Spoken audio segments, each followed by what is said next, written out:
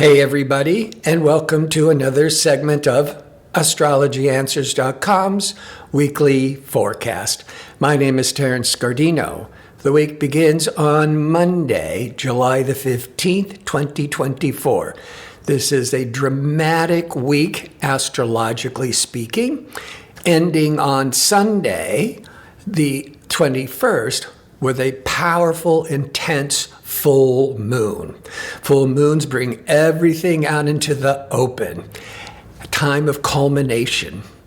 But let's start with Monday on July the 15th. The moon is in Scorpio. The moon sets the public tone. Scorpio can be brooding, in private, intense. Mars, ambitious, assertive Mars, is aligning, as it does once every 2 years, with Uranus in the sign of Taurus. Mars is that fiery, aggressive, ambitious, take action. Aligning with Uranus, Uranus is unpredictable, it's revolutionary, it's rebellious. This can trigger really surprising breakthroughs in the positive, like in science and technology, but it can also trigger major disruptions and could indicate some impulsive, bold actions. This is a very dramatic energies, and it's in the sign of Taurus. Taurus represents basically finances. So there might be some major disruptions in the world economically. But where Taurus falls in your chart, if you are a Taurus or a Taurus rising, you could be feeling it very personally. But the best flows of energies are to the other earth signs of Virgo and Capricorn. So there might be some dramatic change pushing forwards and breaking through. Just depends on your individual horoscope. On Tuesday, the moon continues in brooding, powerful, introspective Scorpio for most of the day. Before it at 6:26 p.m. Pacific time, the moon goes into Sagittarius. The energy is going to be quite different. Scorpio is more inward, more private, can often be brooding. When the moon, this public tone, goes into Sagittarius, it's very outgoing, very adventurous, very honest. It's more extroverted. The moon, however, before it goes into Sagittarius, around noon, early afternoon Pacific time, that intense Scorpio moon will be in opposition or confrontation to Mars and Uranus that are still hovering close to each other. So there could still be a lot of aftermath of emotional stress, tension, upsets. But when the moon goes into Sagittarius at 6:26 p.m. Pacific time, you might be becoming more optimistic, seeing the benefits, not so doom and gloom when the moon was in Scorpio. On the 17th, the moon's continuing in Sagittarius, adventurous Sagittarius for the day. By late afternoon Pacific time, the moon will trigger Jupiter. Jupiter is all that expansiveness. Jupiter is the natural ruler of Sagittarius, so that moon Jupiter can trigger a real strong desires for traveling, for education. One caveat, you want to make sure that you're not overspending, overdoing with too much optimism.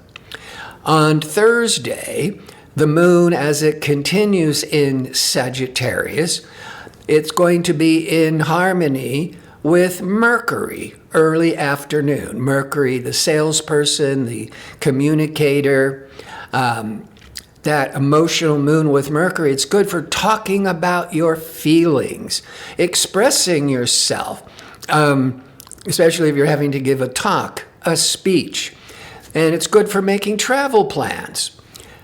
For the entire day, the sun in Cancer will be sextiling, that's a 60-degree angle, to liberating Uranus. On Monday, warrior Mars was triggering Uranus and could have been explosive energies.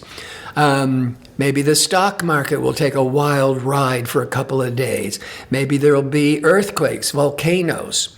But on Thursday, now the sun is putting a spotlight more favorably onto Uranus. And that's a day that you can reinvent yourself, try new things, more open to technology. That's Uranus. Getting out of any kind of old rut and trying new things. Friday, now the moon is in Capricorn. It's just as we go past midnight Pacific time. And there's nothing else going on. But Capricorn, the day of Capricorn is about getting things organized, accomplishing your work tasks. It's goal-oriented. It's very grounded. It's very realistic. It's a good day for business. On Saturday, as the moon continues in business, practical Capricorn, ambitious, assertive Mars will be in harmony with Neptune.